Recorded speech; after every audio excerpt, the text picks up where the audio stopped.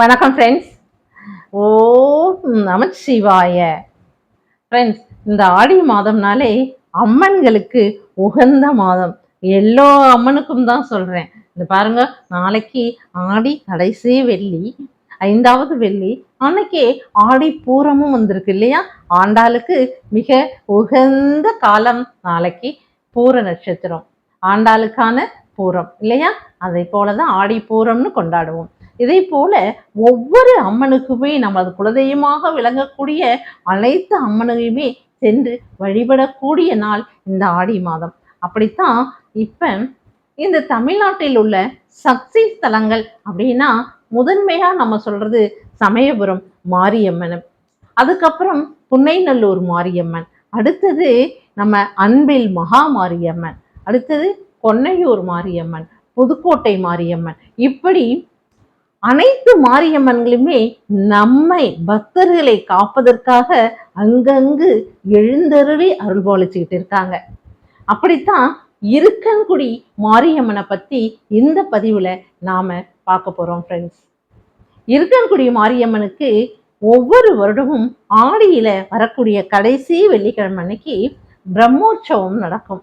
அதாவது ரிஷப வாகனத்துல இருக்கன்குடி மாரியம்மன் தான் இருக்கக்கூடிய உற்சவ மண்டபத்திலிருந்து தன்னுடைய கர்ப்பகிரகத்துக்கு சென்று ஒரு நாள் தங்கும் நிகழ்வு நடக்கும். அதுதான் இந்த கடைசி ஞாயிறு, ஆடி மாதம் வரக்கூடிய கடைசி வெள்ளிக்கிழமை அன்றைக்கு இது நடக்கும். அதனாலதான் ஃப்ரெண்ட்ஸ், நாம இந்த கடைசி வெள்ளிக்கிழமைய அவ்வளவு பெருமையா கொண்டாடிக்கிட்டு இருக்கோம். இந்த தடவை 5ஆம் வெள்ளியாக, ஆடி மாதம் 5ஆம் வெள்ளியாக நமக்கு இது வந்துகிட்டு இருக்கு.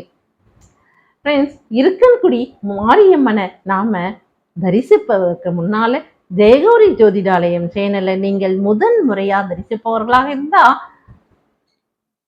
லைக் பண்ணுங்க, சப்ஸ்கிரைப் பண்ணுங்க, பெல் ஐகான கிளிக் பண்ணுங்க. அப்படியே ஓம் நமசிவாய அப்படின்னு கமெண்ட் பண்ணுங்க ஃப்ரெண்ட்ஸ். வாங்க ஃப்ரெண்ட்ஸ், இருக்கன்குடி மாரியம்மனை தரிசிப்போம்.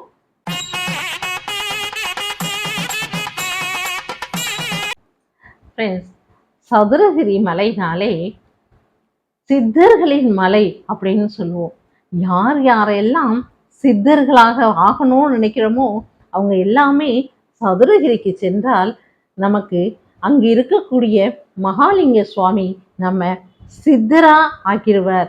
மனிதர்களிலிருந்து நம்ம சித்தரா ஆகணும் அப்படின்னா சதுரகிரி மலையை தினமும் நினைக்கணும் அப்படின்னு சொல்லுவாங்க.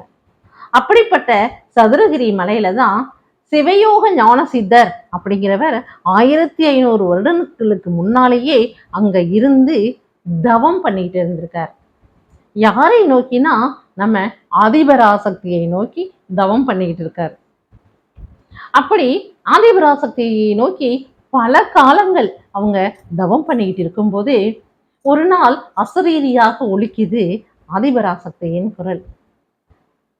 சித்தரே, நீங்க வைப்பாரும் அர்ஜுனா நதியும் ஓடக்கூடிய இடத்துக்கு நடுவுல ஒரு மணல் மேடு இருக்கு, அந்த இடத்துக்கு நீங்க வாங்க, உங்களுக்கு நாங்க தரிசனம் கொடுக்குறோம் அப்படின்னு சொல்லி அந்த அசரீரி குரல் சொல்லுது. சரின்னு அவர் சதுரகிரியிலிருந்து கிளம்பி இந்த இடத்துக்கு வரார். அதாவது அர்ஜுனாரும் வைப்பாரும் போகக்கூடிய பாயக்கூடிய அந்த இடத்தின் நடுவில் இருக்கக்கூடிய மணல் மேட்டுக்கு நம்மளுடைய சித்தர், சிவயோக ஞான சித்தர் வந்து சேர்ந்தார். அங்க வந்து இருந்து அவர் தவம் பண்ணிக்கிட்டு இருக்கார். திரும்பவும் நம்மளுடைய ஆதிபராசக்தியை வணங்கி தவம் செய்துட்டு இருக்கார். என்ன தவம் செய்யறார், அவருடைய வேண்டுதல் என்ன அப்படின்னா, அம்பால நேரடியா என்னுடைய புறக்கண்ணாலேயே பார்க்கணும். எப்பவுமே அகக்கண்களால் நாங்க உங்களை பார்த்துக்கிட்டு இருந்தாலும் புறக்கண்ணால் உங்களை நான் பார்க்கணும். அப்படி புறக்கண்ணால பார்க்கும்போது அவசியமாக நான் பார்த்த அந்த வடிவத்தை உன்னுடைய பக்தர்கள் அனைவருக்குமே அதை தெரிவிக்கணும். அதே போல அவர்கள் என்னென்ன வேண்டாங்களோ அத்துணை வரங்களும் அவர்களுக்கு கொடுக்கணும் அப்படின்னு சொல்லி வேண்டிதான் அவரு தவம் செய்துட்டு இருக்கார். சில காலம் போன பிறகு ஆதிபராசக்தி அந்த இடத்தில் மாரியம்மனாக வந்து அவருக்கு தரிசனம் கொடுக்கிறார். யாருக்கு? சிவயோக ஞான சித்தருக்கு தரிசனம் கொடுக்கிறார் மாரியம்மனாக ஆதிபராசக்தி. எல்லா மாரியம்மன் கோயில்களிலுமே இடது காலை மடக்கி வைத்து வலது காலை தொங்க விட்டு அபயஹஸ்த கரங்களுடன் நமக்கு காட்சியளிப்பாங்க, ஆசீர்வாதம் பண்ணிக்கிட்டு இருப்பாங்க, அருள் புரிவாங்க மாரியம்மன். ஆனா இந்த இடத்துல நம்ம சித்தருக்கு எப்படி காட்சி அளித்தாங்கன்னா, வலது காலை மடக்கி வைத்து இடது காலை தொங்க விட்டபடி அபயஹஸ்த கரங்களுடன் காட்சி அளித்ததனால அதனை அப்படியே சிலை வடிவமாக வடிவமைத்தார் நம்மளுடைய சித்தர், சிவயோக ஞான சித்தர். அவருடைய ஞானத்தினாலேயே சிலை வடிவாக அமைத்தார்.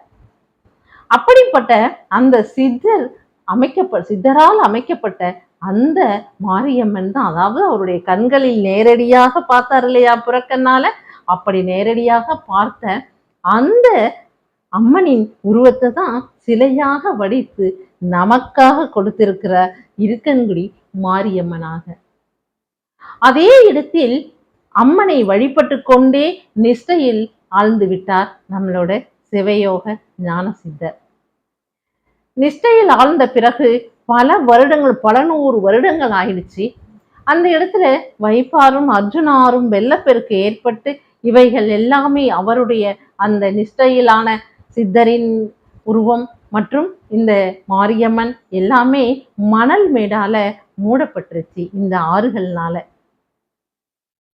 அம்பாள் என்ன நினைக்கிறாங்கன்னா, சித்தருடைய அந்த வேண்டுதலை நம்ம நிறைவேற்றணும் இல்லையா, பக்தர்கள் வேண்டுதலை எல்லாத்தையும் நிறைவேற்றி கொடுக்கக்கூடியவளா நீ இருக்கணும் அம்மா அப்படின்னு அவ்வளவு காலம் தவம் செய்து சித்தர் பக்தர்களுக்காக வேண்டினதை நம்ம செய்யணுமே அப்படின்னு நினைத்து இருந்தவங்க ஒரு நாள் என்ன செய்தாங்கன்னா, இந்த இருக்கன்குடி இருக்கு இல்லையா, அந்த இருக்கன்குடி ஊர் மக்களும் அதனை சுற்றியுள்ள ஊர் மக்களும் இந்த இடத்துல தினமும் சாணம் பொறுக்க வருவாங்க. அதாவது ஊர் மக்கள் தன்னுடைய மாடுகளை எல்லாம் இந்த இடத்துல மேய்ச்சலுக்கு விடுவாங்க. ஏன்னா ஆற்றங்கரை ஆயிடுச்சு இல்லையா, 2 ஆறுகள் பாயக்கூடிய இடம் இல்லையா, அதனால நல்ல பசுமையா இருந்ததுனால மாடுகள் கால்நடைகளை இந்த இடத்துல மேய விடுவாங்க. அப்படி மேய்ச்சலுக்கு வரும்போது அது இடும் அந்த சாணங்களை பொறுக்குவதற்காக அந்த ஊர் பெண்கள், இருக்கன்குடியா இருக்கட்டும் பக்கத்தில் உள்ள பெண்கள் எல்லாருமே கூடைகள்ல சாணத்தை எடுத்துட்டு போக வருவாங்க. அப்படி இது வழக்கமா நடக்கக்கூடியதுதான்.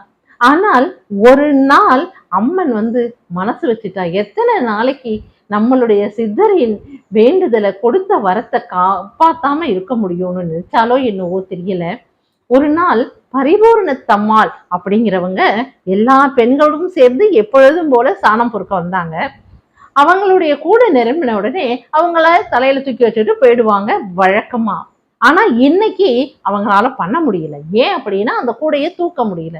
என்னது இது, தினம் எடுத்துட்டு வர கூட தானே, அப்படி இருக்கும்போது எப்படி இப்படி இருக்கு அப்படின்னு சொல்லிட்டு உடனே அக்கம் பக்கத்துல இருக்கிற பெண்களை கூப்பிட்டு இதை கொஞ்சம் தூக்கி விடுமா, என்னால தூக்க முடியலன்னாங்க. அவங்க தூக்கினாலும் துளி கூட அசையல. என்னது இது அதிசயமா இருக்கு, எப்பவும் இருக்கிற கூட தானேன்னு சொல்லிட்டு ஊருக்குள்ள போய் ஆண்களை கூட்டிட்டு வராங்க. அவர்களும் கை வைத்து தூக்குனா தூக்க முடியல. சரி இதுல என்னவோ இருக்குன்னு எல்லாரும் பேசிக்கிட்டு இருக்கும் போதே இந்த பரிபூரணத்தம்மாளுக்கு அருள் வந்தாச்சு. அருள் இந்த இடத்துலதான் சிவயோக ஞான சித்தர் நிஷ்டையாயிருக்காரு. அவர் வடிவமைத்த இருக்கங்குடி மாரியம்மனாகிய நான் இந்த இடத்துல இருக்கேன். அதனால இந்த கூடையை எடுத்துட்டு என்னைய வெளியில எடுங்க, முதல்ல வெளியில எடுத்து இந்த இடத்துல ஒரு கோவிலை கட்டுங்க அப்படின்னு சொல்றாங்க பரிபூரணத்தம்மாள். உடனே அங்க இருந்த ராமசாமி பிள்ளை கேட்கிறாரு, அம்மா நீங்க யாருமா, நீங்க யார் வந்திருக்கீங்கிறது எங்களுக்கு புரியலையே அப்படின்னு கேட்கும்போது, மாரியம்மன் வந்திருக்கேன், இந்த இடத்துல சிலையாக இருக்கேன் நானு, அத செய்த சிற்பியாகக்கூடியவர் ஞான சித்தர், சிவயோக ஞான சித்தர். அதனால அவர் வழிபட்டு என்னிடம் கேட்ட வரத்தை நான் உங்களுக்கெல்லாம் கொடுக்கணும்னு தான் சொல்றேன் அப்படின்னு பரிபூரணத்தம்மாள் திரும்பவும் சொல்றாங்க. சரின்னு அந்த கூடையை இப்ப நகர்த்த முடியும் போது அழகா தள்ளி வச்சுட்டான், கூடைய நகர்த்த முடிஞ்சிருச்சு. உடனே அந்த மணல் மேட்டை அவங்க தோண்டி பார்க்கும்போது உள்ள மாரியம்மனின் சில அழகா வலது காலை மடக்கி வச்சுட்டு இடது காலை தொங்க விட்டபடி அபயஹஸ்த கரங்களோட எல்லோருக்கும் அருள்வாளித்த மாதிரி ரொம்ப அழகா கைக்கு வந்து சேர்றாங்க. உடனே அவங்க இத நம்ம இங்க வச்சுட்டு போகக்கூடாது அப்படின்னு சொல்லிட்டு இருக்கங்குடியில இருக்கக்கூடிய ஊருக்கு நடுவில் இருக்கக்கூடிய ஒரு மண்டபத்துக்கு கொண்டு போய் வச்சு அந்த இடத்துல வச்சு 3 நாள் அவங்க பூஜை செய்துகிட்டு இருக்காங்க. மக்கள் பூஜை செய்துகிட்டு இருக்கும் போதே பரிபூரணத்தம்மாளுக்கு திரும்பவும் அவங்களுக்கு அருள் வந்துருச்சு. அருள் வந்து என்ன சொல்றாங்க, நான் சொன்னது உங்களுக்கு புரியலையா? சிவயோக ஞான சித்தர்னு சொல்லக்கூடிய அந்த சித்தரானவர் நிஷ்டையான இடத்துலதான் எனக்கு கோவில் கட்டணும். அதனால நீங்க என்னை எடுத்த இடத்திலேயே கோவில் கட்டி கருவறை அமைத்து அங்கேயே வைத்து வழிபடுங்கள் அப்படின்னு சொல்றாங்க. அதே இல்லாம இன்னொன்னும் சொன்னாங்க, இந்த இடத்துல உலக்கை இடிக்கும் அந்த சப்தமும் முரத்தால புடைக்கிற சப்தமும் கேட்டுக்கிட்டே இருக்கு. இந்த மாதிரி இந்த சப்தங்கள் கேட்காத இடமாகி அந்த இடத்துல கொண்டு போய் என்ன பிரதிஷ்டை பண்ணுங்க அப்படின்னு மக்கள்கிட்ட சொல்லியிருக்காங்க. உடனே அம்மன் சொன்ன மாதிரியே ஊர் மக்கள் அந்த இடத்துக்கே சென்று அழகான கருவறை அமைத்து அந்த இடத்துல அம்மனை பிரதிஷ்டை பண்ணிட்டாங்க. பிரதிஷ்டை பண்ணியாச்சு. எல்லோரும் வணங்கிக்கிட்டு இருக்காங்க. எல்லோரும் பக்தர்கள் அத்தனை பேரும் வந்து வணங்கிட்டு இருக்கும்போது அவங்க கேட்கக்கூடிய அத்துணை வரங்களும் அவங்களுக்கு கிடைக்குது. குழந்தை இல்லாதவங்களுக்கு குழந்தை, கல்யாணம் ஆகாதவங்களுக்கு, மற்றபடி பிரச்சனைகள் அதிகமா உள்ளவர்களுக்கு, உடல்நலம் பாதிக்கப்படும் அத்துணை பேருமே அந்த இடத்துல வந்து அவங்க எல்லாம் நல்லபடியா நடந்து ரொம்ப சந்தோஷமா போய்கிட்டு இருக்காங்க. ஆடி மாதம் ஒவ்வொரு வருஷமும் 3வது வெள்ளிக்கிழமை அன்னைக்கு அந்த இடத்துல, அதாவது இருக்கன்குடியில காப்பு கட்டுவாங்க, கொடியேற்றுவாங்க. கொடியேற்றிட்டு அன்றிலிருந்து கடைசி வெள்ளிக்கிழமை அன்னைக்கு தான் இங்க உற்சவம் நடக்குது. அதாவது தேரோட்டம்னு சொல்லுவோம் இல்லையா, அப்படி உற்சவம் நடக்குது. அந்த சமயத்துல ஊருக்குள்ள 3 நாள் அம்மன் இருந்த இடத்துல இருக்கக்கூடிய உற்சவர் ரிஷப வாகனத்துல இந்த கருவறை இருக்கும் இந்த கோவிலுக்கு வந்து ஒரு நாள் முழுக்க தங்குவாங்க. அதுதான் பெரிய திருவிழாங்க. அம்பாலே நேரா வந்து கருவறையில தங்குறாங்களே அப்படிங்கிற அந்த பெரிய திருவிழா நாளைக்கு தான் நடக்குது. அந்த உற்சவம் இருக்கக்கூடிய ஊருக்குள்ள இருக்கக்கூடிய மண்டபத்திலிருந்து அம்மா ரிஷப வாகனத்துல இங்க வந்து நாளை முழுவதும் தங்கிட்டு அடுத்த நாள் தான் தன்னுடைய இடமான அந்த உற்சவ மண்டபத்துக்கு செல்லுவாங்க. மக்கள் அத்தனை பேரும் நடைப்பயணமா வந்து தனது வேண்டுதலை நிறைவேற்றுறாங்க அப்படின்னா அம்மனின் அருளை சொல்றதுக்கு நமக்கு தகுதி இருக்கா அப்படின்னு நினைக்கணும். எல்லாவற்றிற்கும் ஒரு தகுதி வேணும் இல்லையா? மாரியம்மனை சிவயோக ஞான சித்தர் இருக்கக்கூடிய நிஷ்டையாகி இருக்கக்கூடிய அவருடைய ஆசியும் அம்மனுடைய அருளும் நமக்கு கிடைக்கணும் அப்படின்னு நம்ம வேண்டிப்போம். ஜெயகௌரி ஜோதிராலயத்தின் சப்ஸ்கிரைபர்ஸ் அத்தனை பேரும் ரொம்ப நல்லா இருக்கணும். அவங்களுக்கு எந்த கஷ்டமும் இல்லாம அவர்கள் என்ன நினைக்கிறார்களோ நினைக்கும் நல்லவை அத்தனையும் நடக்கணும்னு நாமளும் பிரார்த்தனை பண்ணிப்போம்.